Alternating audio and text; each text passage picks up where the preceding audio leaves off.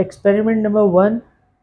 Object determine the exact molarity of the given solution of sulfuric acid and the volume of this acid is required to prepare 500 centimeter cube of 0.02 molar acid by volumetric method.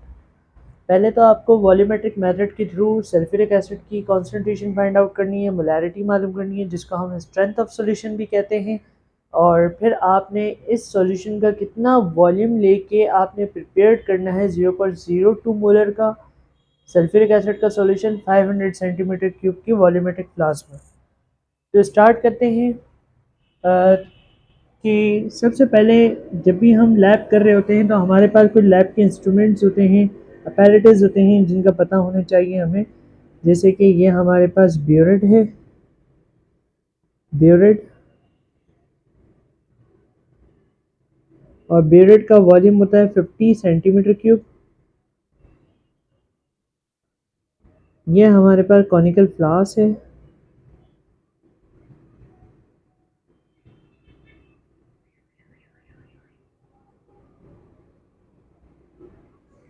Conical flask है। Next हमारे पास एक pipette होती है,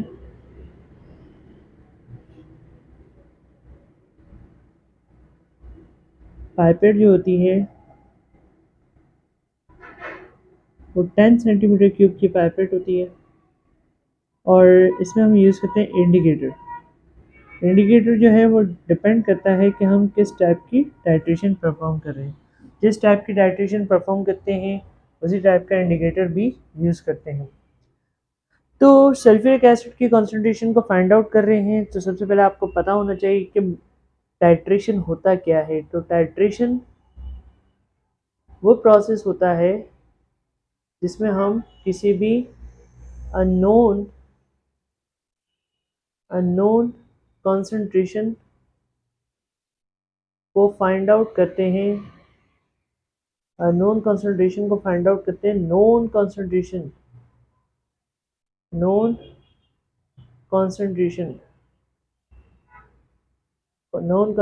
of solution. अगर हमें किसी solution की concentration पता हो तो इससे हम अननोन कॉन्सेंट्रेशन की सॉल्यूशन को फाइंड आउट कर सकते हैं। सबसे पहले आपको ये पता होना चाहिए टाइट्रेशन की डेफिनेशन क्या है, इसके बाद आपको ये अपैरेटस का पता होना चाहिए। नेक्स्ट फिर आपको चॉइस ऑफ इंडिकेटर के बारे में बता देते हैं कि चॉइस ऑफ इंडिकेटर क्या होता है। चॉइस ऑफ इंडिकेटर में आपको एक बात याद रखना है कि जब भी आप स्ट्रॉन्ग बेस इट मीन्स कि सोडियम हाइड्रोक्साइड जब आप टाइट्रेट करवा रहे होंगे तो उस वक्त आप जो इंडिकेटर यूज़ करेंगे वो फिनोप्टलीन होगा,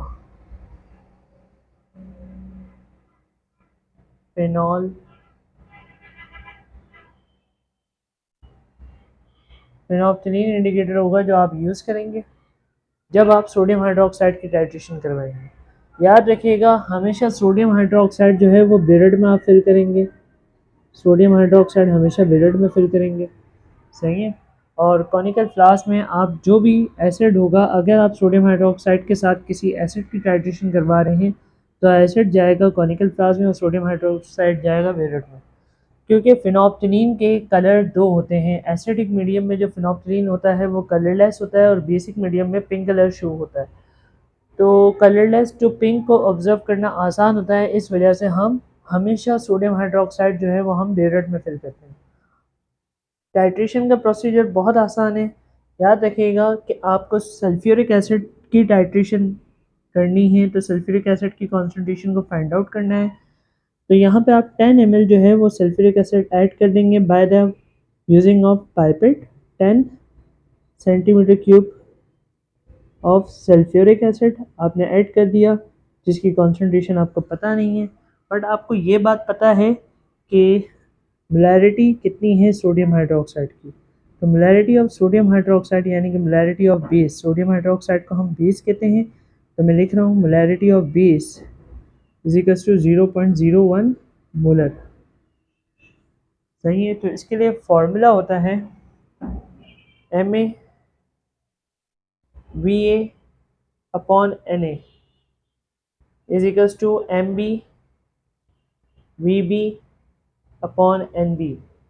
It means that molarity of acid multiplied by volume of acid divided by number of moles of acid, molarity of base multiplied by volume of base divided by number of moles of base.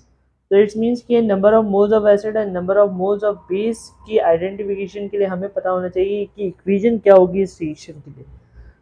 तो याद रखिए general reaction होता है कि अगर acid का reaction base के साथ हो तो बनता है सॉल्ट और वाटर। बट इसके लिए आसान सी टेक्निक ये है कि एसिड से H पॉजिटिव आयन रिलीज़ होता है, हमें ये बात पता है, और बेस से OH नेगेटिव आयन रिलीज़ होता है। तो एक H पॉजिटिव एक OH नेगेटिव से मिलके 1 मोल वाटर का फॉर्म करेगा, जिसके नतीजे में कंप्लीट न्यूट्रलाइजेशन रिएक्शन होगा। तो इट्स मीन्स कि मैं कह सकता हूँ कि मेरे पास यहाँ पे सल्फ्यूरिक एसिड है H2SO4 और इसका रिएक्शन करा रहा हूँ बेस के साथ, इट्स मीन्स सोडियम हाइड्रोक्साइड। तो सोडियम हाइड्रोक्साइड, तो ये बात आपको पता होनी चाहिए कि 2 हाइड्रोजन है तो 2 OH आयन के साथ रिएक्ट करेंगे। तो यहाँ पे 2 लगा रहा हूँ बैलेंस करने के लिए। यहाँ पे Na2SO4 फॉर्म होगा प्लस 2 मोल्स ऑफ वाटर, क्योंकि 2 OH से मिलेंगे तो 2 मोल वाटर के फॉर्म हो जाएंगे।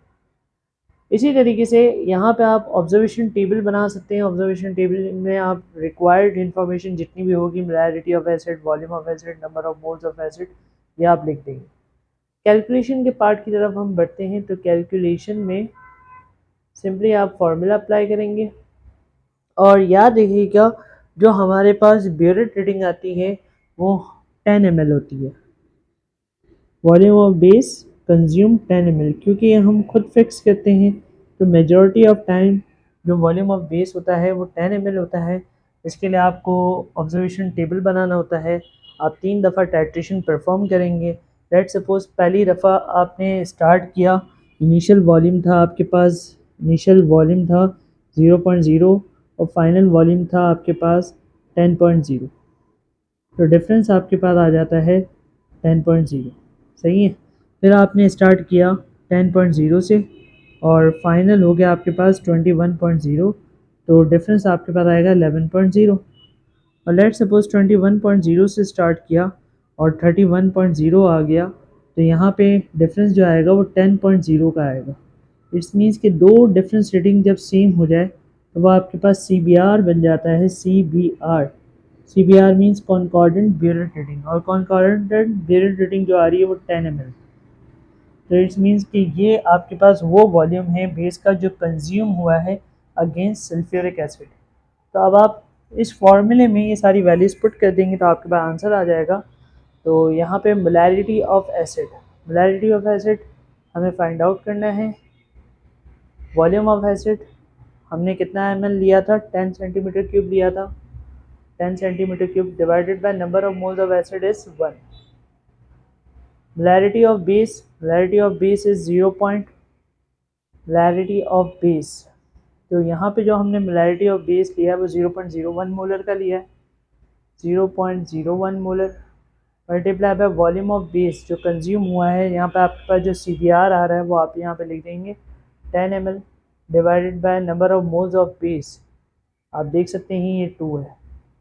आप इसको मोलैरिटी ऑफ एसिड के लिए सॉल्व कर लें तो आंसर आ जाएगा 0.01 multiply by 10 multiply by 1 multiply by 1 divided by 10 multiply by 2, तो आंसर आ जाएगा molarity of acid is 0.005। Check कर लेते हैं, कैलकुलेटर में आप यूज़ भी कर सकते हैं।